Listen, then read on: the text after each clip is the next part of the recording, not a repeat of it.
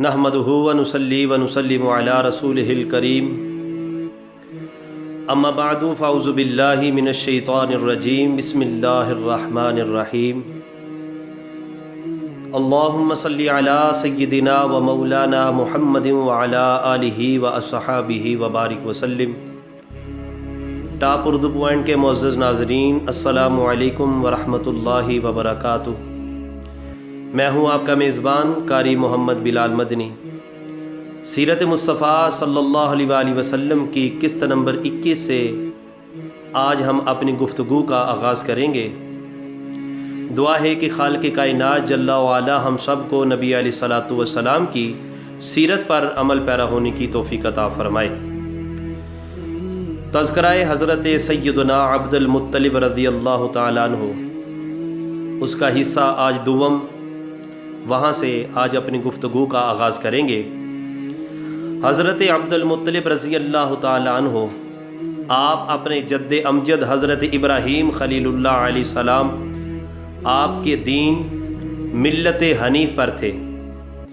आपने कभी भी बुत परस्ती नहीं की, ना ही आपने बुतों पर कुर्बान होने वाले जानवरों का गोश्त खाया, बल्कि हज़रत सय्यदना अब्दुल मुत्तलिब रज़ियल्लाहु ताला अन्हु आप वो पहले शख्स हैं जिन्होंने गारे हिरा के अंदर जाकर अल्लाह रब्बुल आलमीन की इबादत की।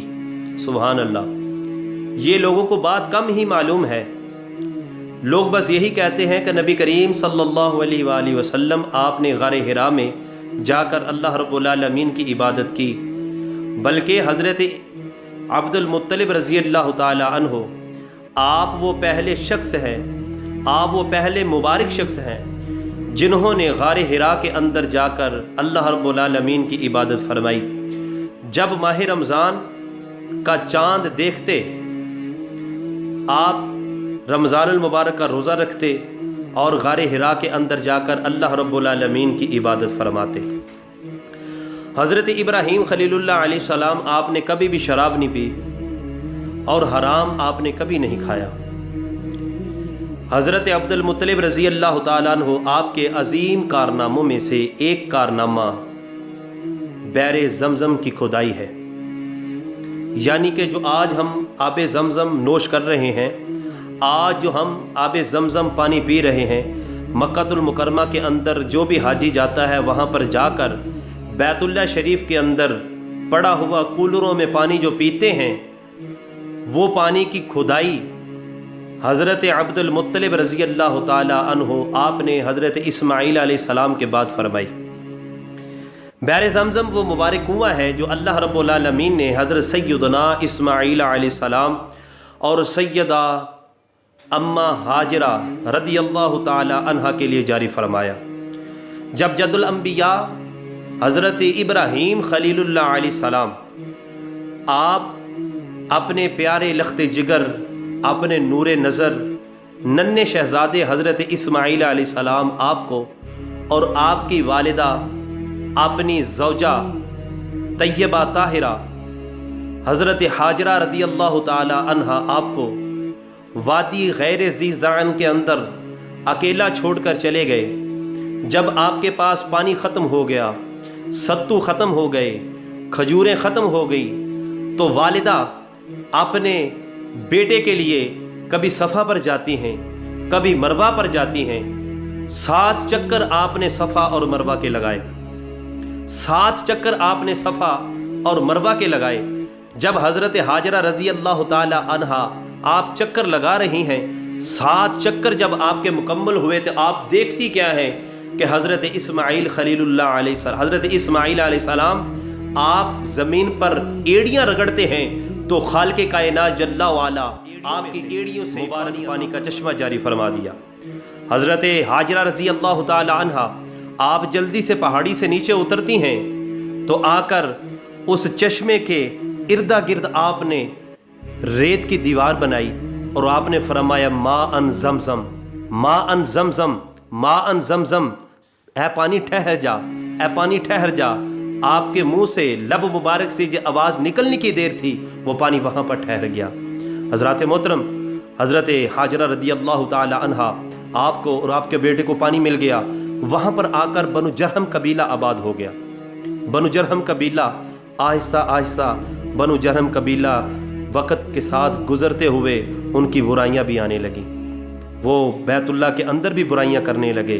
اللہ رب العالمین نے ان پر بنو خزاعہ کو مسلط فرما دیا، جنہوں نے بنو جرہم قبیلہ کو مکہ سے جلا وطن کر دیا۔ جاتے ہوئے انہوں نے بنو جرہم قبیلے والوں کے سردار جو ابن عمر جرہمی تھا، اس نے کعبہ شریف کے اندر سونے کی جو چیزیں تھیں، جو تلواریں تھیں، جو قیمتی سامان تھا، سب کا سب سامان لے کر اس نے اس زمزم کے کنویں کے اندر پھینک دیا اور جاتے ہوئے اس کے اوپر مٹی ڈال دی تاکہ بنو خزاعہ اس سے فائدہ نہ اٹھا سکے۔ حضرات محترم، اس طرح یہ مبارک کنواں سینکڑوں سال چاہے زمزم کا کنواں بند ہی پڑا رہا، یہاں تک کہ لوگوں کے ذہنوں سے اس کی یاد بھی مٹ گئی۔ بنو خزاعہ قصا کا سرداری پورا زمانہ گزر گئی۔ حضرات محترم، ان کو یہ پانی کا پتہ نہ چلا، یہ لوگ بھی بھول گئے کہ یہاں پر پانی کا ایک کنواں بھی تھا۔ حضرات محترم، روایت کے مطابق 500 سال گزر گئے، لوگوں کو پتہ ہی نہیں کہ یہاں پر ایک زمزم کا نام کا ایک کنواں بھی ہے۔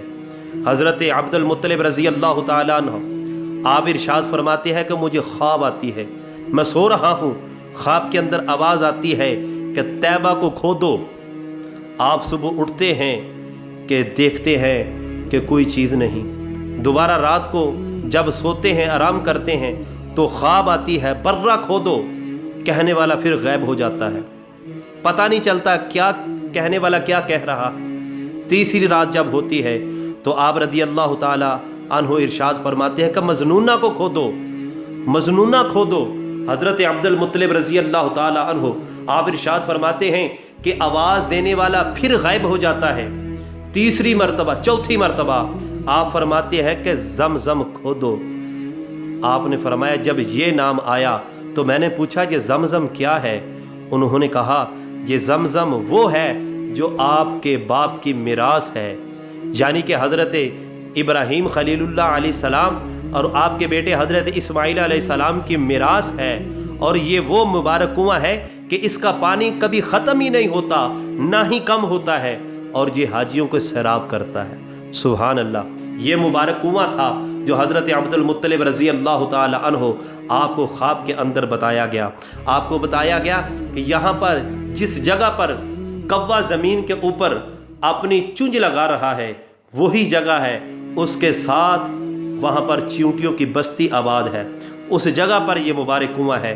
جب خواب میں آنے والے نے بتایا، صبح حضرت عبد المطلب رضی اللہ تعالی عنہ آپ نے اپنے بیٹے حارث کو ساتھ لیا، کدال لی، آپ نے اس مبارک کنویں کی جگہ جو وہ جگہ تھی اس جگہ کو کھودنا شروع کر دیا، اور بتایا گیا کہ نائلہ اور اصحاف نامی جہاں پر بتوں کے نام پر جانور ذبح کیے جاتے تھے وہاں پر یہ کنواں تھا۔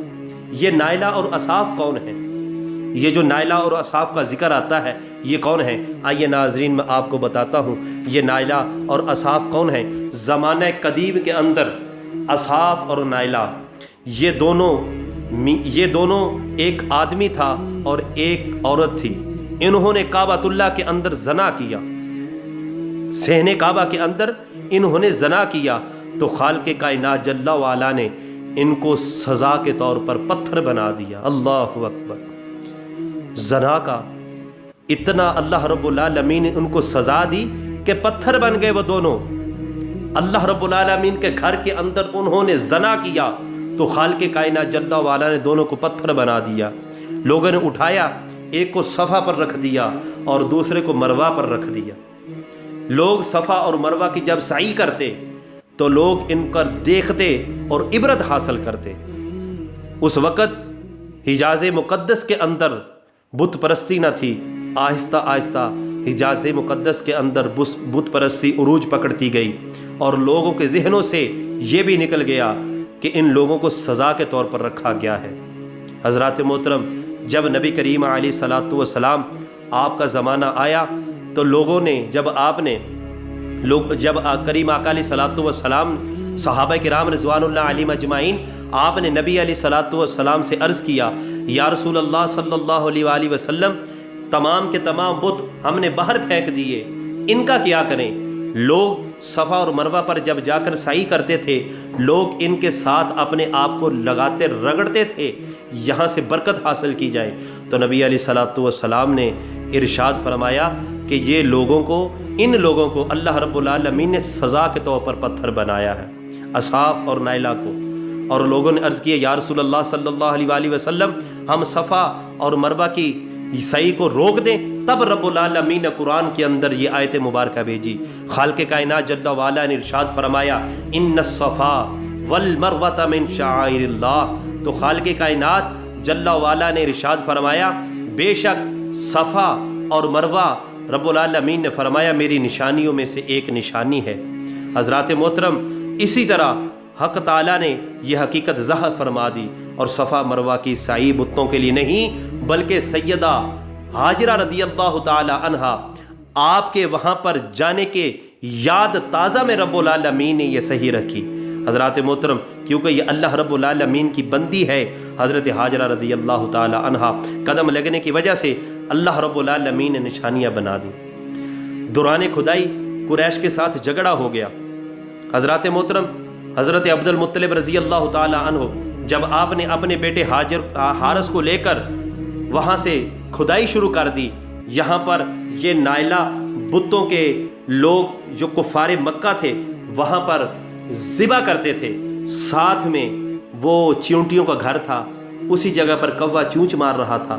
حضرت عبد المطلب رضی اللہ تعالیٰ عنہ آپ نے کھدائی شروع کر دی۔ لوگ کہنے لگے یہاں سے کیا ملے گا عبد المطلب، یہاں پر تو کوئی چیز نہیں۔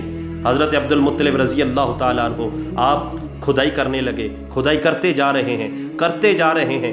جب آثار ملتے ہیں تو حضرت عبد المطلب رضی اللہ تعالیٰ عنہ آپ تکبیر بلند کرتے ہیں، نعرہ تکبیر، اللہ اکبر کی صدائیں بلند ہوتی ہیں۔ تو قریش مکہ آ جاتے ہیں، آ کر کہتے ہیں عبد المطلب یہاں پر ہمارا بھی حق ہے، اس پانی پر ہمارا بھی حق ہے، اس وجہ سے کہ یہ ہمارے آباؤ اجداد کی میراث ہے۔ حضرت عبد المطلب رضی اللہ تعالی عنہ آپ نے فرمایا بالکل اس پر تمہارا حق ہے، تم پانی لے سکتے ہو لیکن اس پر قبضہ میرا ہی رہے گا۔ انہوں نے کہا نہیں۔ حضرت عبد المطلب رضی اللہ تعالی عنہ آپ کے ساتھ جھگڑا شروع ہو جاتا ہے۔ تب حضرت عبد المطلب رضی اللہ تعالی عنہ آپ فرماتے ہیں کہ اس میں سے تیسرا ثالث مقرر کر لو، ایک تم ہو جاؤ، ایک میں ہو جاتا ہوں، تیسرا ثالث مقرر کر لو۔ انہوں نے کہا ٹھیک ہے۔ تیسرا جو ثالث مقرر کیا گیا، ہمارے ناظرین کے لیے میں بتاتا چلوں کہ قبلہ قبیلہ بنی سعد بنی حزیم کی ایک کاہنہ عورت تھی، اس کو ثالث مقرر کیا گیا، جو ملک شام کے اندر رہتی تھی، ملک شام کے اندر اس کا ٹھکانہ تھا۔ لوگوں نے کہا ٹھیک ہے وہاں چلتے ہیں۔ حضرت عبد المطلب رضی اللہ تعالی عنہ آپ نے تیاری فرما دی، دونوں قبیلے یعنی کہ قافلے وہاں سے روانہ ہوئے۔ یہ دو ثالث، ایک حضرت عبد المطلب رضی اللہ تعالیٰ عنہ، ان کے ساتھ جو لوگ تھے وہ ایک دوسرے قریش مکہ وہ بھی چلے۔ رستے کے اندر حضرت عبد المطلب رضی اللہ تعالیٰ عنہ آپ فرماتے ہیں کہ رستے کے اندر ایک جگہ پر جا کر ہم سے پانی ختم ہو گیا، جو ہمارا تھا ہم سے پانی ختم ہو گیا۔ ہم نے دوسروں قریش مکہ سے پانی مانگا کہ یار ہمیں پانی دو، انہوں نے پانی نہیں دیا۔ تو حضرت عبد المطلب رضی اللہ تعالیٰ عنہ آپ نے اپنے جو ساتھ لوگ تھے ان سے کہا کہ یہاں پر ہم مر جائیں گے، اس سنسان جگہ میں، اس ریگستان میں دور دور تک پانی کا کوئی نام و نشان نہیں، یہاں پر تو ہم مر جائیں گے۔ حضرت عبد المطلب رضی اللہ تعالی عنہ آپ نے مشورہ کیا، آپ نے کہا اپنی اپنی قبریں کھود لو۔ سب نے اپنی اپنی قبریں کھود لی۔ آپ نے فرمایا جو بھی مرے گا ساتھ ہی اس کو دفنا دیا جائے، جو بھی مرے ساتھ اس کو دفنا دیا جائے۔ آخر میں جو بچ جائے گا، ایک کو نہ بھی کفن پہنایا گیا، ایک کی نہ بھی قبر بنی، کوئی بات نہیں، لیکن یہ دوسرے لوگ ہیں وہ تو قبر کے اندر چلے جائیں گے۔ حضرات محترم، حضرت عبد المطلب رضی اللہ تعالیٰ عنہ آپ ارشاد فرماتے ہیں کہ ہم وہاں پر بیٹھ گئے، اپنی موت کا انتظار کرنے لگے۔ آپ فرماتے ہیں کہ یہاں تک کہ یک میرے دل میں بات آئی کہ عبد المطلب، جب تک اللہ رب العالمین نے تمہیں جان عطا فرمائی ہے، اللہ رب العالمین نے تیرے جسم کے اندر زندگی رکھی ہے، آگے قدم بڑھاؤ۔ حضرت عبد المطلب رضی اللہ تعالیٰ عنہ آپ فرماتے ہیں یہ سوچ کر میں اٹھا، اپنی سواری کے قریب آیا، سواری کو اٹھایا، تو اللہ رب العالمین نے یہ کرشمہ جاری کیا کہ میرے اس جانور کی جو میری سواری تھی، اس سواری کے اگلے قدموں کے نیچے سے اللہ رب العالمین نے پانی کا ایک چشمہ جاری فرما دیا۔ سبحان اللہ۔ اللہ رب العالمین نے حضرت عبد المطلب رضی اللہ تعالیٰ عنہ آپ کو یہ کرامت عطا فرمائی۔ یہ کرامت کس وجہ سے تھی؟ یہ کرامت میرے نبی علیہ الصلوۃ والسلام کے پیارے نور سے تھی جو حضرت عبد المطلب رضی اللہ تعالیٰ عنہ کی پیشانی میں تھا۔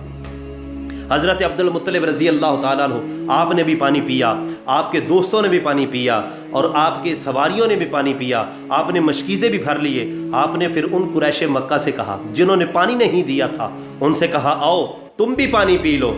انہوں نے بھی پانی پی لیا، انہوں نے بھی اپنی مشکیزیں بھر لیے، سواریوں نے بھی پانی پی لیا۔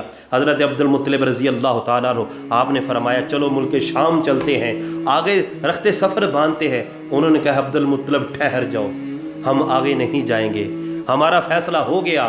اللہ رب العالمین نے تمہارے قدموں سے پانی واپس آ کر آپ نے کھدائی شروع کر دی، اور وہاں سے اندر سے آپ فرماتے ہیں کہ 2 سونے کے ہرن نکلے، قیمتی ہتھیار برآمد ہوئے جو ابن عمر جرہمی نے اس کنویں کے اندر ڈالے تھے۔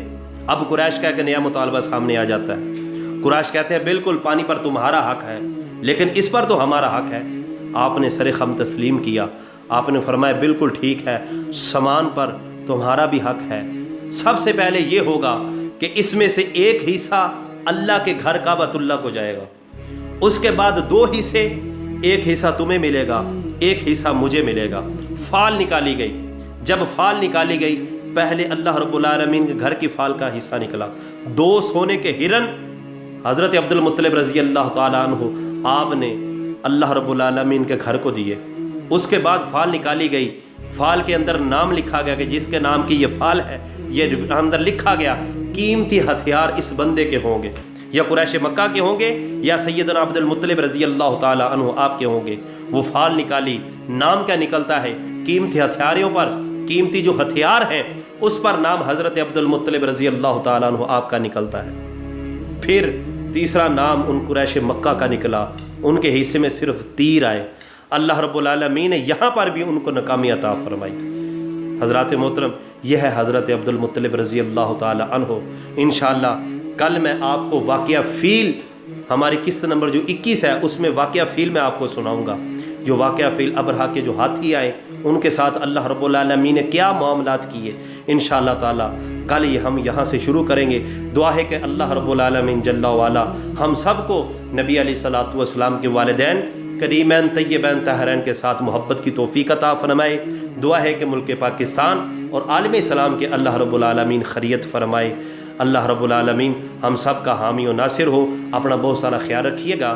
وما علینا الا البلاغ المبین۔